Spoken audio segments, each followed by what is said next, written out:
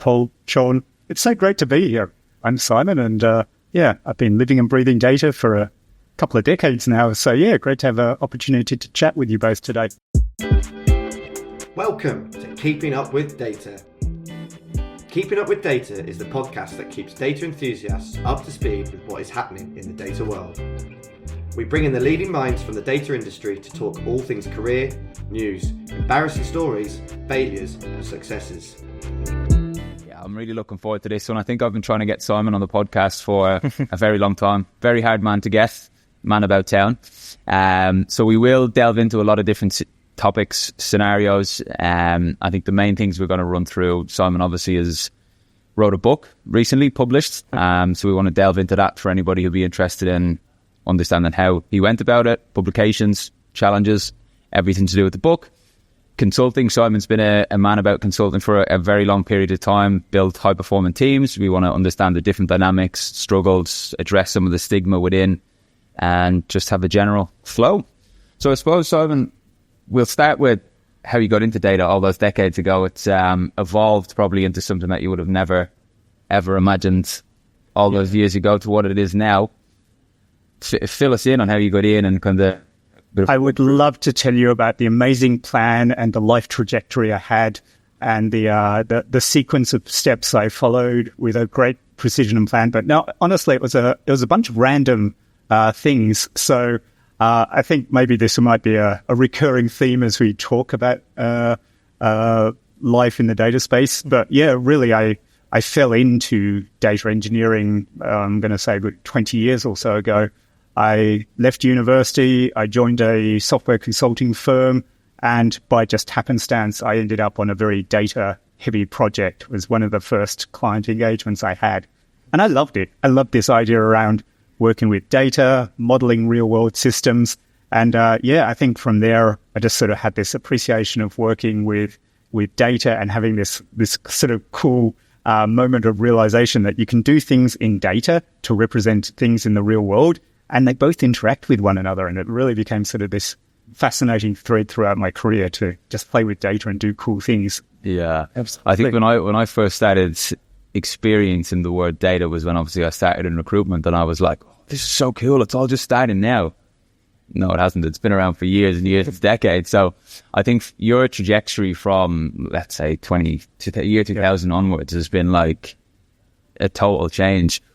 What was it like back then from a data engineering space, shall we say, to what it is now? Yes, yeah, and it's a good question. And sometimes I have to almost pinch myself the moment when I almost like conceptualizing how to solve problems, because we have much better ways of solving what used to be really hard problems. I would say that my career spans even before the time of data engineering, where I would actually once upon a time describe myself as a database administrator. Oh, yeah. And you might eject me from the room about now, but that used to be a profession. It used to actually be a consideration that you actually needed to worry about, the size of data stored on disk and how quickly you were going to access it. Mm-hmm. And these were like, you would spend hours actually worrying about indexes on tables because, the speed of accessing data used to be like a job and a career and a consideration. And now it's like, no one bothers about that, or at least you have much better ways of solving these problems using, cloud or just better opinionated frameworks. So that was a long way of saying that, good sort of 15, 20 years or so ago, I used to care about some fairly low-level details. Mm-hmm. And now when I'm building data solutions and streaming pipelines and data experiences, I care much more around, is this useful? Is this accessible? Is it going to bring something useful to a client or a customer quite quickly? So I still worry about how I'm going to bring that data to life, but the tools and techniques are just so much better and so much more formulated these days. Yeah, absolutely. I think I may have lied when I said when I got in 2015, I first had data, but my uncle used to be a mainframe developer back in the day, and he told me he used to have to punch the code in. I don't know what it was, whether it's a typewriter or whatever it was, but he had to put all the code into a machine and manually do X, Y, and Z. But I do remember the DBA days, not obviously from myself, but as a recruiter. Mm-hmm. And I think DBA has gone spread across data warehouse development, data engineering, analytics engineers and new terms. All of these new terms keep coming out, and it's like, where is it going to evolve to? If I was to ask one question, I suppose, for maybe the newer age engineers as such, what would you say the main changes, maybe bar the speed and all the technology, but how databases were developed back then, the DBA kind of methodology versus now? Yeah, I think a lot of the considerations are there, but they're essentially someone else's problem. So once upon a time, I might have to worry about storage and provisioning, I/O and CPU and network interconnects. But I think most people these days are now using cloud-native modern data solutions, and they are still problems, but essentially they're someone else's problems. So I think those considerations have sort of been consolidated down, and the hyperscalers are now taking care of a lot of the interconnects or the buying of servers or the provisioning of storage. And that means that although those things are important, they might not be my problem. And because they're not my problem, I can then focus on much more important things. If I'm thinking about, I'm working with a client, they're not going to be very happy if I tell them it's going to take hours, days, or weeks to go sort out storage. I don't think that anyone's got tolerance for that anymore. But it does mean that I do get to spend more time thinking about useful things. And I think, talking to some of my more recent mentees or folks who are a bit more new to the industry, I think they've got just much more headroom to play with. They don't actually have to worry about some of these, what I'm going to just clarify as old school concerns. And I think that's sort of super liberating because they can focus on better problems rather than low level problems. I think that ties into the tech piece as well. So obviously we'll get into consulting and the high performing teams, but I think right now in the industry, there's so much tech that's coming out. Everybody wants to have the newest, shiniest, greatest tool, migrate from this to this. What's your whole take on that? Because there's so much legacy tech debt, and there's just death coming out of people's ears at this stage with new Databricks, Azure, Fabric. We want to do this. What's your whole taking a step outside the box and looking at it from a business value perspective? Forget about the tools. There's a lot more that can be done than just I want to use database. Python and I think that's actually that is actually the question to talk about, and that's the challenge as technologists. We actually should be all asking ourselves is: are we solving something useful? No one asks for a database; they ask for an outcome. No one wants to build a data pipeline in isolation; they want to build a data experience. So one of the sort of the challenges, and I always have to ask that of myself and of my team, because rightfully so, we have to answer, why are we doing this? Are we doing this for an outcome? No one should be coming to work purely to build a data pipeline. We should be there to, do audience segmentation, do an upsell, have faster payments networks. There's a reason for our efforts. So that's sort of a challenge that I think we should always be asking ourselves is when I'm considering a technology, is it a good use of our time to be worrying about this decision? If we've got a relational database over there, is it sufficient? Is it going to work for us? Or am I legitimately going to do, a sprint or a spike to contemplate spinning up a new bit of tech? Sometimes it's good to anticipate, is this going to go solve a good problem? But sometimes we have to ask ourselves, are we just doing it for fun and just playing with tech for no particular good reason? Yeah. It's relational databases versus the new age warehouse. In theory, do you think they can still run? There's that wonderful, I'm going to butcher this, but there's this wonderful blog post of something along the lines of, why can't you just use Postgres? And it's this wonderful sort of tongue-in-cheek approach, but it actually does speak to a genuine truth of, there's good old-fashioned relational databases. They're tried, they're tested, they're battle-tested, all the rough edges have been sanded out. You can do an awful lot with classic database technologies. So if you're in a cloud, every cloud provider offers a very, very well-regarded RDBMS endpoint. You can just use it. If you work for a bank and maybe you've got to use some on-premise technology, good old-fashioned databases can solve an awful lot of problems. I'm not going to say that they solve every problem, but they shouldn't be just disregarded just because they're old-fashioned. I think we could actually say they're the Toyota Camry. They're about reliable as ever. Absolutely. I suppose on that note, is that as a common mistake or common trend that you see with some of the things that you've worked on where people overcomplicate simple things, right? Like they go overboard or they expect too much when realistically you can deliver with simple stuff? I'd say yes, but yes. Sometimes folks focusing on, well, could we use this database over that database? And I think that can be a good question or a good thought process to go down. But I think we always have to sort of compensate against if we're having that debate, it means that we're not doing something else. And I think, in that sort of language around agile delivery, it's much better to just deliver something and then iterate. Maybe it's not the most perfect, or ideal relational database choice. Maybe there is a 10% uplift that you could have using product X over product Y, but get a product at the door and then iterate. Having this idea around, that classic, is it a one-way or a two-way door decision? If you can make the choice later, stick with something, build it now, get out there, have a proof point, and then iterate later. So it's a great question, but I do like the idea of like moving quickly. Absolutely. Yeah, that probably ties into the team dynamic. So obviously we wanted to touch on that around consulting. First thing I want to address will be the stigma around consulting. Yes.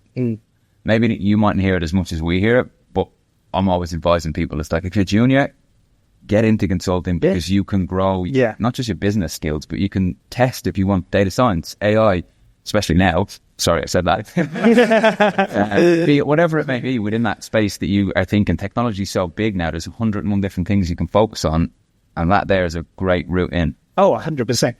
It might be one of these sort of depth versus breadth kind of conversations. There's no right, there's no wrong, but there's definitely trade-offs. I was so fortunate to have moved into consulting early in my career because it gave me just this great opportunity to get exposure to different technology, different people, different countries, different business verticals. And I look back on that time and just go, wow, it was just like such a roller coaster.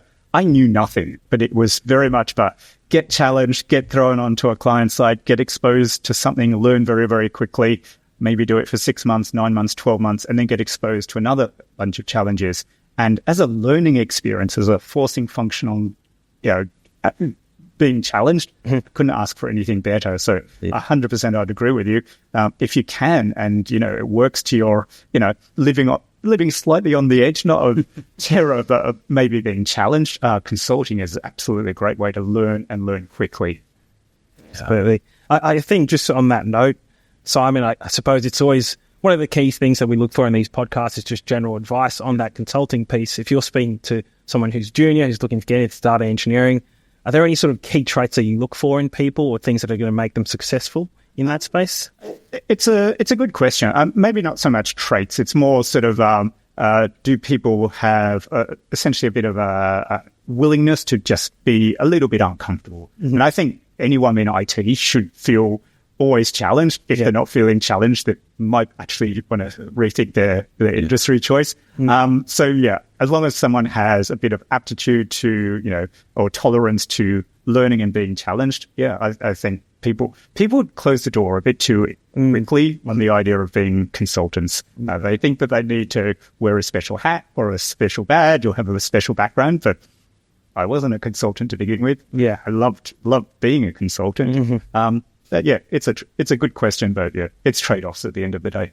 Yeah, I agree. I think a lot of people as well are almost too focused on the end goal in comparison. It's like, there's Simon, he's done a book. Like they don't see what the hard yards you've gone through at the start. It's like the grass isn't always green on the other side. There were many mistakes on the way. Numerous mistakes on the way. So it's the never compare your innards to someone's external, because obviously people should be rightfully proud of what they deliver, their successes in their career, things that they've produced in the real world. But I'll be the first to say I've made numerous mistakes, constantly making mistakes. And I very much plan to make mistakes in the future. It's the only way anyone learns. I think rightly so, like, not name bashing anybody at all, but I think some businesses in a sense promise the sun, moon and stars for specifics, and then word travel, and now the social media, and people can talk so much. So rightly so, some companies don't have the best of experiences for the consultants that come in, but there's a whole lot of other businesses that have amazing ones. So it's like, who refer yourself to those people, speak to them, ask what their experience in those businesses were like, and understand what the consultant life is for. But I'm an advocate for it for juniors, and it gives them such depth in their career moving forward. And I suppose that probably leads us on to the next question around forming those teams, because you've worked on some huge projects, like massive projects, different industries, as a leader of projects and having to build out those teams. What is your... It's quite sporadic, obviously, from what I'm thinking, visualizing inside, but I don't have your lens of experience. You're tasked with this huge projects, hypotheticals, like whatever it may be, a freight industry or whatever it is. You've got this huge project you need to do, projects come in, landed. Like, how do you start with that team dynamic of building that out? It's a good question. So maybe just to frame this, I've had the opportunity to work with teams that are like, myself, or teams of 1 or 2 people. And I've worked on enormous projects where there are literally 2,000 engineers. And there's just a huge spectrum of trade-offs in between. Those sort of meaty sized projects where you're measuring your team amongst other teams and you're measuring the number of engineers in the hundreds, they're challenging because you end up with a lot of almost like competing domains, and just sort of almost getting your head around, well, where do I sit within that sort of broader ecosystem? What's my relationship to this team? What's my relationship to other teams? Just having that sort of initial stakeholder map is super important. It's very, very easy to fall into this sort of natural well of, I'm just going to work inwardly with my own team. I see them every day. We have stand-ups together. I think there's a natural tendency to sort of ignore all the externals. And I think that's a bit of a trap. I think finding what other teams are doing, the challenges, the opportunities. If you're working in a parallel way, if someone else has solved a problem or got a bit of insight on how to move forward, absolutely, you're only going to find that sort of that magic formula by talking to people. I think the one of the learnings I had from moving to very small teams to very, very large teams is the importance of communication, clarity, both sharing what you're doing, both in a positive sense, but also sharing some of the friction and pain points, because it turns out when you're working in a team alongside other big teams, they're also got problems and pain points. And one of the best coffee conversations you can have is discovering that you've got a problem that I can solve. Yeah, I've got a problem that you can solve. Yeah. Turns out that's the best kind of coffee conversation you can possibly have. Problem shared is a problem half. Oh, absolutely, yeah. So, yeah. I mean, I suppose we should probably get into sort of the meaty part of this podcast, and that's this book, Getting Started with DuckDB. To reviews it. We're looking. Yeah. Signed copy from Seán. We do from Seán, limited edition.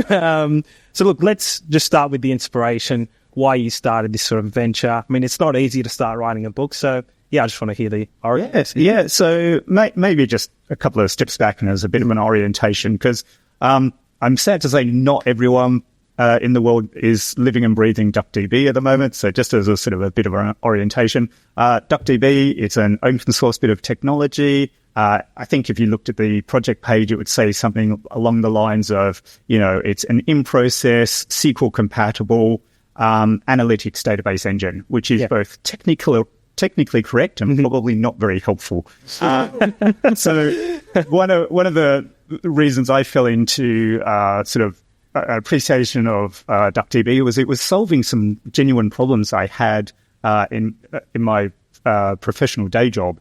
I found that quite often I needed something sort of lightweight. I needed something that was running on my own laptop. And this idea around something that was essentially the SQLite of analytics works really, really well for me. So if you were to just do a bit of character picking here, it's kind of like SQLite. It's a very, very small executable that you can download. Typical workloads, much like a Databricks, a Redshift, or a Snowflake. And the price point is very compelling because it's free. And it doesn't matter if you speak SQL or R or Python, it sort of integrates really nicely with all those ecosystems. So I sort of felt just meandered my way into using DuckDB object stores or Hadoop stores and do stuff in R and stuff in Python and pool I was using for everything. That's kind of like how I meandered into this as an ecosystem. And just so I was writing sort of blog posts and interacting with the community, and a publisher reached out and said, you're passionate about this. Is it anything to do with MongoDB? Stupid question. No. DB and Only the ecosystem of another database. So you could think of it as another database, but that almost like diminishes the utility of it. And I think one of the things I really need to credit is I wrote half of the book. The other half of this book was written by a good colleague of mine, Ned Letcher, who would describe himself more of a data scientist and data analyst. And I was actually working alongside Ned, and we kind of both realized we were using the same tool for different reasons. And then we had this sort of light bulb moment of going, we are using something that is loved by a data engineer and loved by a data scientist. And there's not many tools that sort of feel this sort of happy overlap. So yeah, the fact that we were both using the same tooling for various challenging use cases, and essentially we're both identifying this as a sort of a commonality for different personas in the data space, just became this sort of light bulb moment of there's something special here. Folks can use a tool that's very, very accessible and use it in various ways. It's something that's sort of should be installed in every data scientist. Or when was the light bulb moment that you were like, let's make this happen? Yeah, it was probably a good couple of years ago. So where are we? 2025. Hard to believe. 2023, I had the first conversation with a publisher, and they were very helpful. And maybe as a bit of guidance, if anyone ever thinks that they want to write a book, by all means, sort of go down that path. But just be aware, it is so much work. It is an unbelievable amount of work. And I think one of the lessons I had was, I think my idea of just sitting and writing a few things, sending it off to a publisher, and they clicking print and book turns up. I think I was woefully misdirected on that. And one of the great learnings I had was it's important to get feedback. You have to take on that feedback, and you're not writing this necessarily for yourself. You're writing it for an external community. So it was a really, really solid process. But those feedback cycles very brutal. It actually reminded me just there of what you said. So my grandfather, rest in peace now, he died 2 years ago. He wrote a book when he was 90 years of age, not physically, obviously communicating it and people taking it down. And then his wife, who's still around, I can remember going up to her house and she had like folders upon folders upon folders. She's now released a book as well at 93 years of age of short stories of her life and like what Ireland was like growing up. But I can relate totally to that because her house was like an absolute bombshell of incredible everything and anything. Yeah, there's a book in everyone. We'll ask you later what your... Oh, God. I don't know. I think will we get a book? God. Well, given the description you've just given me, like, I'm not too sure if I want to go through that process. Maybe in the future, who knows? But it's certainly a respectable task, right? Because it is a lot of your own personal time that you have to invest into doing something like this. So, I just wanted to understand the process, but you described that really well.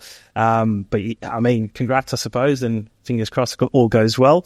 I'm curious to know about the content within the book, like the general structure. What do you go through? What can people expect to learn from this? Yeah, so we kind of, because I authored this with Ned, we did actually want to be quite clear on who we were writing this for. So we did actually write a very, very descriptive bit of internal language so we could actually be very, very clear with, we're writing this for an engineer, we're writing this for an analyst, we're writing this for a data scientist, because we wanted to make sure there was like a through line and a level of consistency, and hopefully no one will ever work out who wrote which chapter, because we were very, very consistent in who we were writing this for. So we wrote that down so we could anchor ourselves in consistency. And that also helped us then sort of structure the book. We wanted to structure the book around use cases and personas.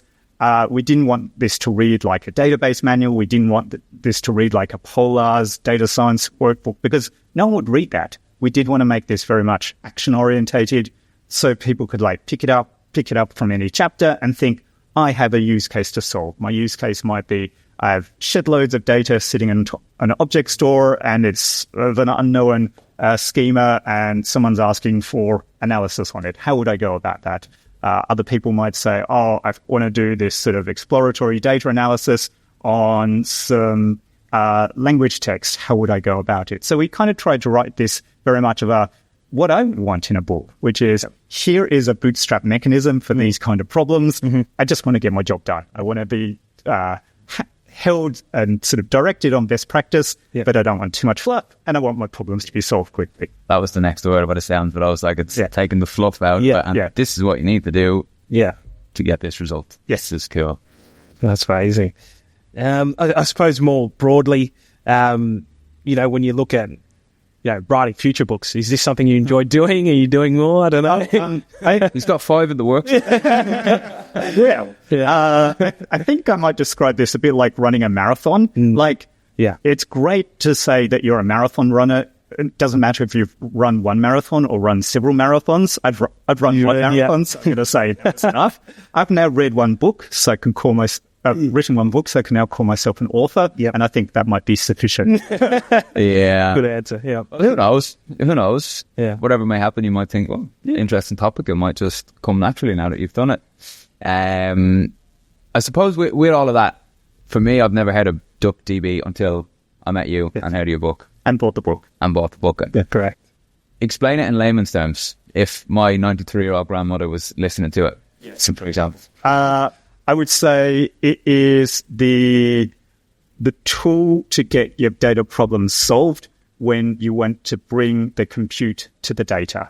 So it's sometimes described as the SQLite for analytics workloads. And I like that description. It just means that it's very, very concise. It's very, very sort of toolkit orientated, and it allows you to just, take the power of your laptop, which is sitting there idle most of the time, and just doing an incredible amount of work very, very quickly. But I also like the show rather than tell approach. So one of the coolest demos you can do is just literally from your web browser, because it can actually run within your web browser, you can point it at, New York taxi data set, say select star from, average, trip length, blah, blah, blah, blah, blah. It will suck through 70 gigabytes of data in seconds and give you an answer. You can go, wow, that's pretty cool. You didn't have to install anything or pay anyone money. Oh my goodness. That's amazing. I'm actually surprised that this is the first and I'm hearing of it personally. I think Seán as well. I recognize a lot of the things within. But this is super interesting, Simon. I suppose, firstly, where can people buy this book, by the way? Great question. So you can buy it, basically Amazon is probably your best go-to. There's online portals where you can just essentially rent it month by month through, I think Pact has and O'Reilly also have a way of accessing it. But if you're Sydney-based and you buy a physical copy, I'll even sign it for you. Perfect. How good. I think the obviously you're a big man in events as well, like networking. You host a lot of events. You've seen a lot of these things transpire from like data engineering bytes, tiny. Yes. To call it global now? I'm going to say I am small cog in a large community event. So Peter Hannes does most of the work for Data Engineering Bytes, but it's a fantastic community of data engineers, Brisbane, Sydney, Melbourne, Perth, Wellington, Auckland. So I think we can now tick the box on international. And it's just fantastic to just see what is essentially not a vendor-led community come together, who are just essentially a whole bunch of data practitioners coming together. And it's terrific. We've had some amazing events at the tail end of 2024 where we literally had thousands of data engineers come together in our major cities, both here and in New Zealand. And to be just a small sort of catalyst amongst great speakers, great content writers, great volunteers who came together. It's just amazing to see the community come together. I think if Peter's listening to this, Peter, I have tried to get you on the podcast probably 3 years at this stage, so maybe you can see what this one's all about. And if you're interested, we could elaborate a lot more into data engineering bytes. But I think we're probably coming towards a natural end for the podcast, Simon. And what I'd like to ask as a final question, what has been the most surprising thing for you? Well, 2 questions. One, what has been the most surprising thing for you looking back when you started your career as to where data is now? And secondly would be, if you were to give that person walking into the first job advice on how to be a great engineer, or just general advice, if you were to look back at yourself as that kid walking in, yes, what would you say to yourself? Maybe I don't think I have a super catchy thing, but I just sort of give you sort of like almost like heartfelt feelings around. I don't mean to throw you on that question. Well, I think, and maybe my children are going to disagree with this, I think data has gone from something that used to be something in a server room to something that everyone actually understands and can sort of have a tangible sense about what it is. I would guess that if I went to a pub and mentioned data 15 or 20 years ago, folks would just go, that's get out. But I reckon I could walk down to a pub here and now mention data, and people have an opinion about it. Yeah. They will see the value of it, they'll see the risks of it, they'll see the opportunities of it, and they'll see the downsides of it. So we are talking about something that is now cross-cutting across everyone's life, both for good and for bad. And I think that's very, very powerful to think about, well, we can help shape this, we can help marshal it, we can help bring value to it. And I think from essentially technology that used to be sort of hidden in a server room to something that's actually cross-cutting in people's lives is super useful. That's sort of just a long way of answering a very short question. No, it's very good because it's so true. Like 2012, I would have zero interest in the world of anything to do with it, and now I'm like, I live, breathe, and want to absolutely know absolutely everything about it. So I do find it so interesting. And then maybe that guy starting off career. Yes. What would you give? If I could give younger Simon some advice, it would be, of course, buy Apple stock. You buy some Bitcoin. Don't lose the password to your Bitcoin. Need to with it. But just maybe just more general advice is just say yes. Say yes to opportunities. Say yes to being slightly challenged. I think if I could give this career advice to my former self or to anyone joining the industry, just be a little more open to opportunities. Some opportunities are not so good, but many opportunities are. So just saying yes to new opportunities, it's amazing what doors get opened that way. Absolutely. Well, it's been fantastic having you on, Simon. From my experience of meeting you today, it's been really insightful. I know Seán's our BI and data engineering guy here, but just getting the insight on getting started with DuckDB and what it means to just general coders who want to simplify their lives for free as well. How good is that? It's been great. So, thanks for your time, I suppose. Yeah. I expect you to read this now and give Simon the... Well, I'll buy it right now. It's actually in my cart as we speak. So. Good to know. These are the words I wanted to hear, Paul. All righty, guys. Thanks, everyone, for tuning in. See ya. And that's that. Yeah.